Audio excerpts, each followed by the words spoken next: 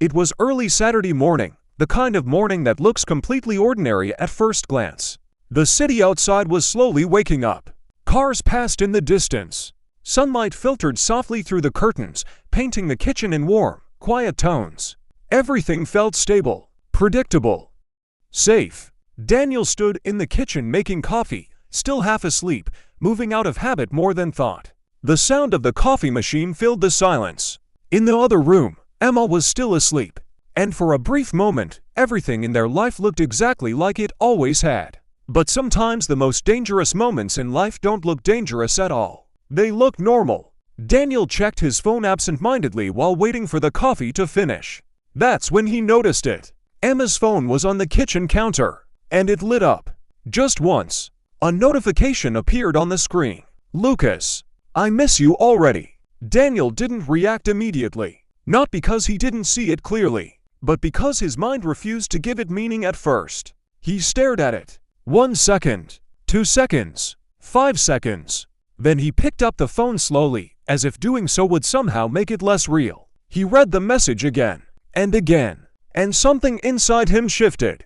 Not loudly, not dramatically, but permanently. Like a small crack forming inside glass that you don't notice until it spreads too far to fix.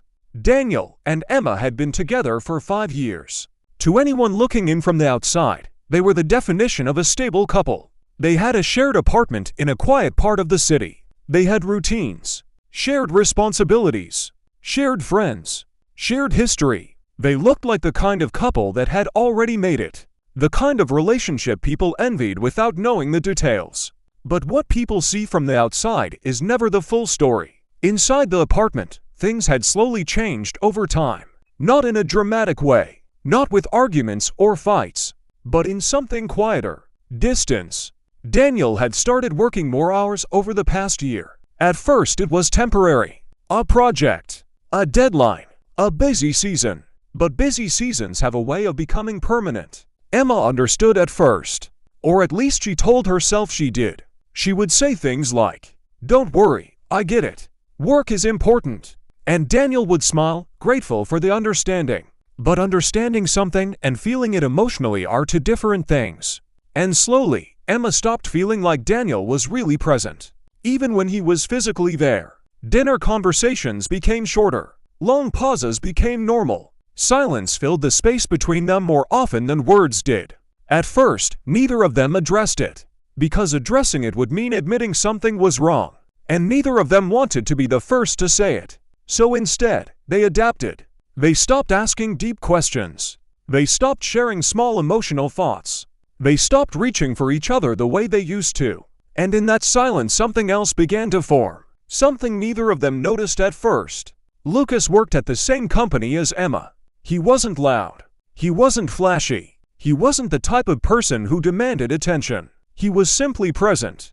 And sometimes, that is exactly what makes someone dangerous to an already fragile situation. He noticed things others didn't. He noticed when Emma stayed late but looked tired. He noticed when she smiled in meetings but seemed distant. He noticed when she said "I'm fine" but clearly wasn't.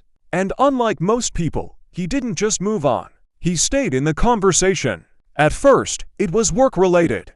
"Hey, can you check this design idea?" "Sure, I think your approach is actually better than mine." Simple, professional, harmless.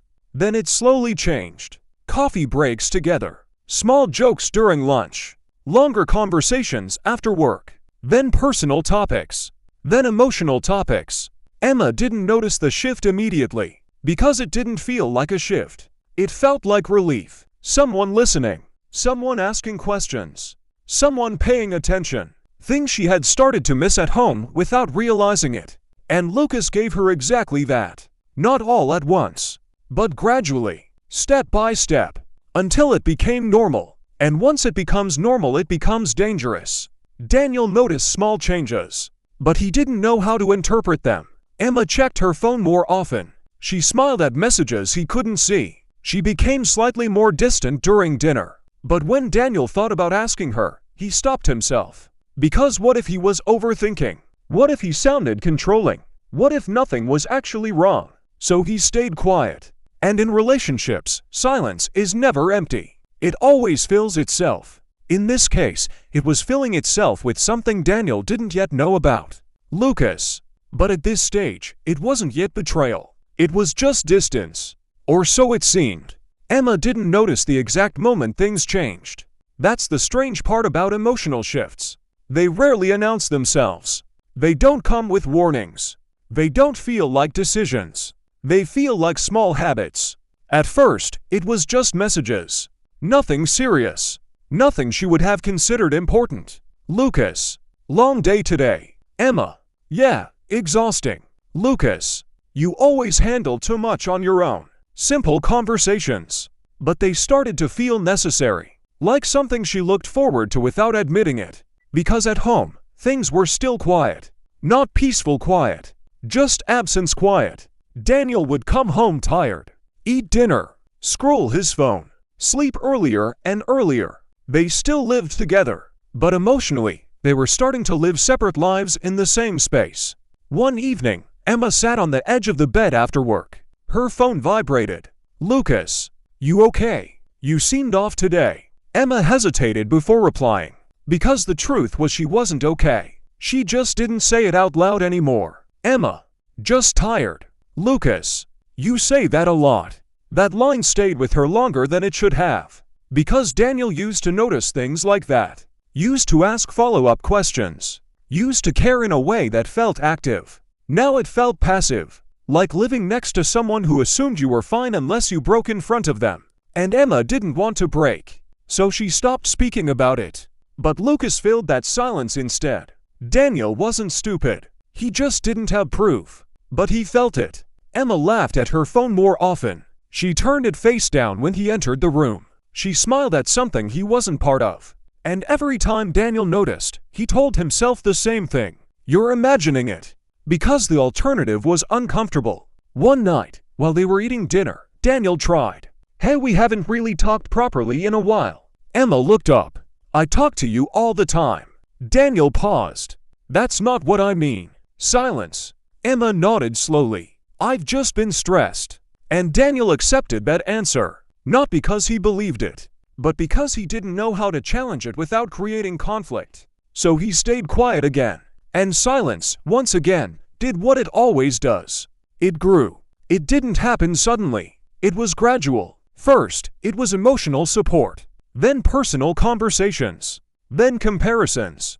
Lucas, you deserve more than just being exhausted all the time. Emma didn't respond immediately, because something about that sentence felt dangerous, but also comforting, because it implied someone saw her life differently than she did.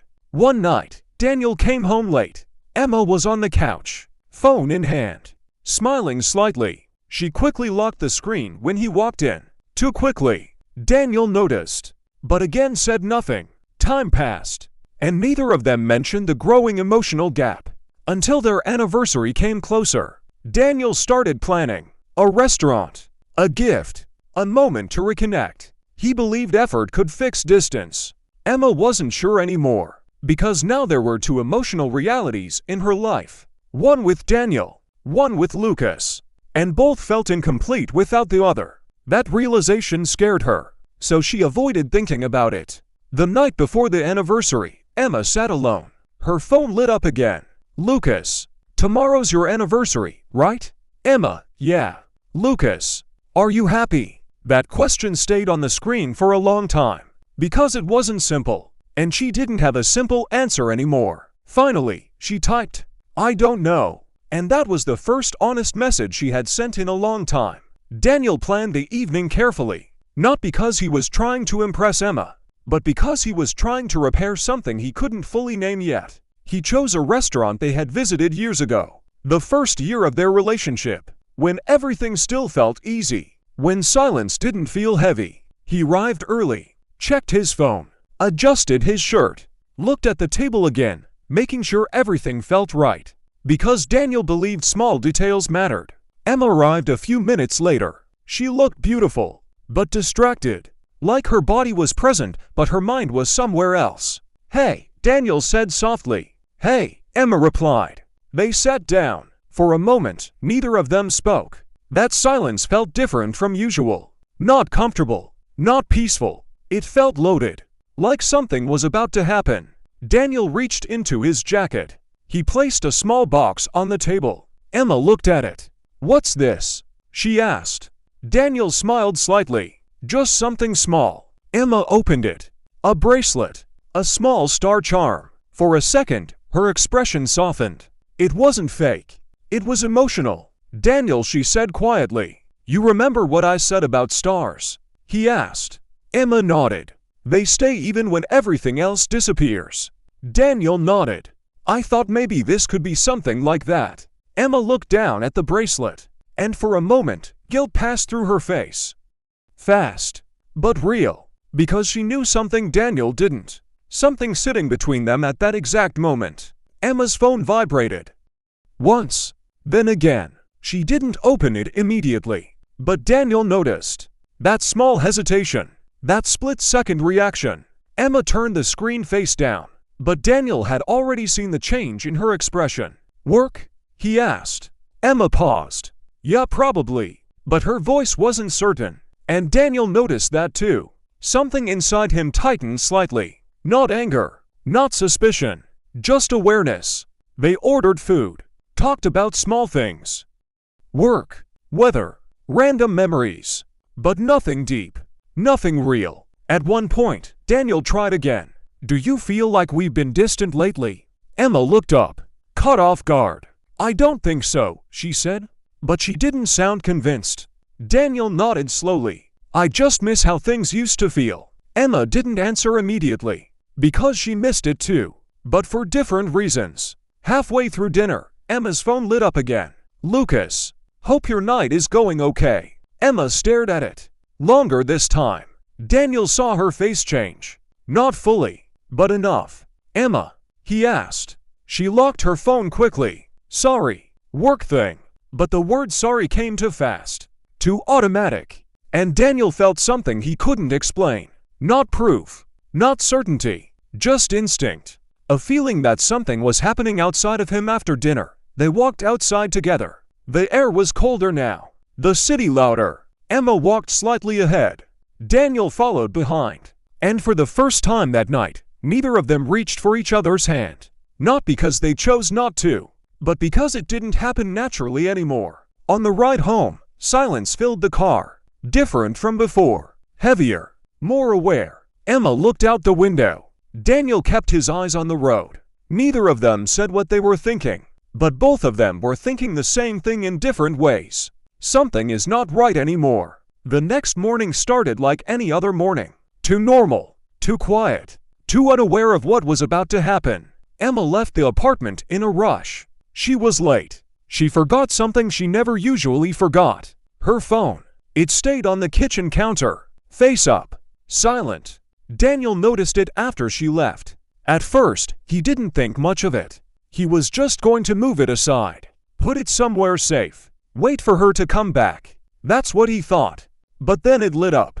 A message. "Lucas, last night was harder than I thought." Daniel froze. He didn't touch it immediately. Not because he didn't understand what he was seeing, but because part of him hoped it meant something else. Something harmless. Something explainable. But more messages followed. "Lucas, I keep thinking about you. Lucas, we can't keep doing this forever." Daniel slowly sat down. The phone felt heavier than it should have. Not physically, emotionally, like it carried something he wasn't supposed to know. He opened it, and what he saw changed the shape of everything he believed about his relationship. Messages. Hours of them. Days. Weeks. Not just casual conversations. Not just friendly exchanges. Something deeper. Something hidden. Daniel didn't scroll fast. He read everything slowly, like his mind was trying to delay the impact. Every message added weight. Every sentence removed doubt. "Lucas, I feel closer to you than anyone else right now." "Emma, I know, me too." Daniel stopped for a second. That message hit differently, because it wasn't confusion. It wasn't misunderstanding. It was emotional certainty. He leaned back. No anger yet. Just emptiness. Like something inside him had gone quiet. Too quiet. Emma came back home later that day. She walked in normally. Keys on the table. Bag on the chair. Small tired sigh.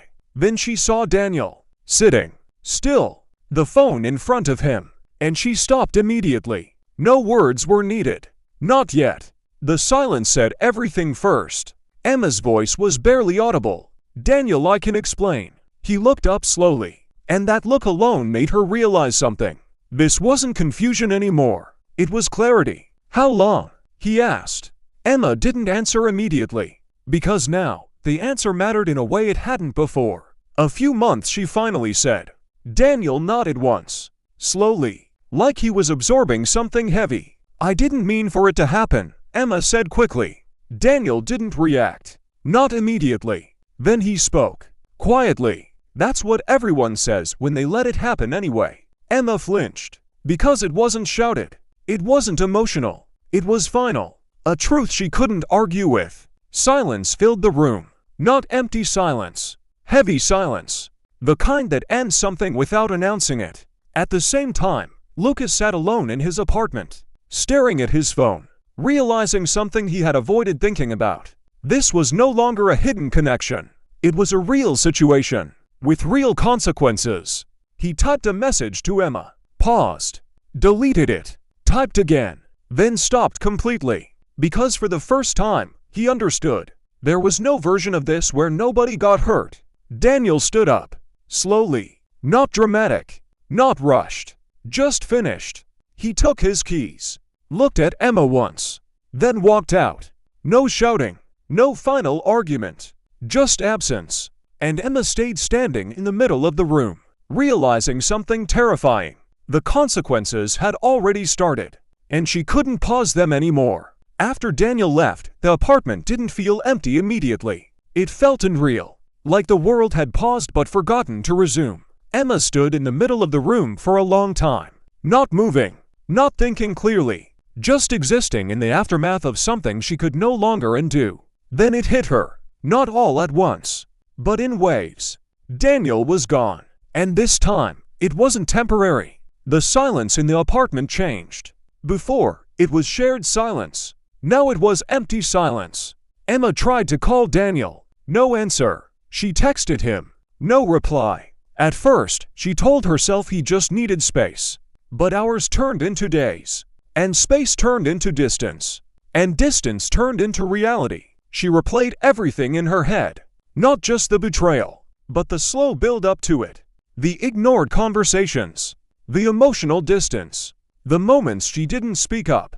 And for the first time she didn't see herself as only someone who made a mistake. She saw herself as someone who allowed it to grow. That realization hurt more than the breakup. Lucas expected clarity after everything collapsed. Instead, he got silence. Emma stopped replying for a while. Daniel was gone completely. And what remained was guilt. He sat in his apartment, staring at the same messages over and over, trying to find a version of events where he wasn't part of the damage.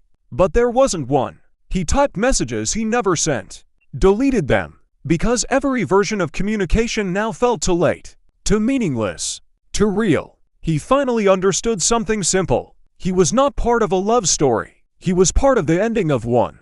Daniel didn't talk much after leaving.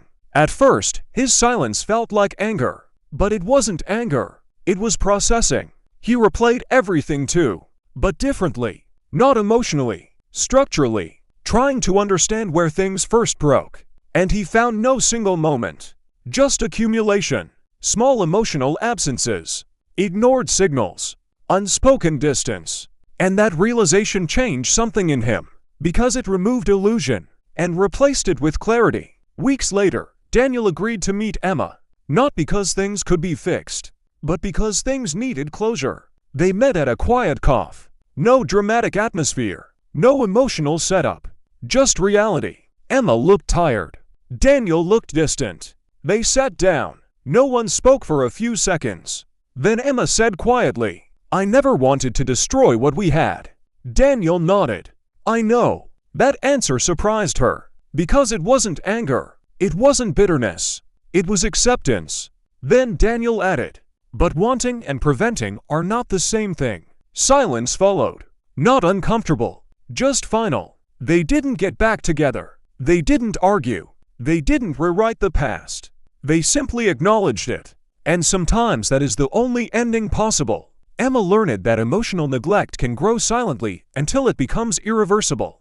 Daniel learned that love without communication slowly disappears even while still present. Lucas learned that being seen is not the same as being part of someone's life. Not all endings are loud.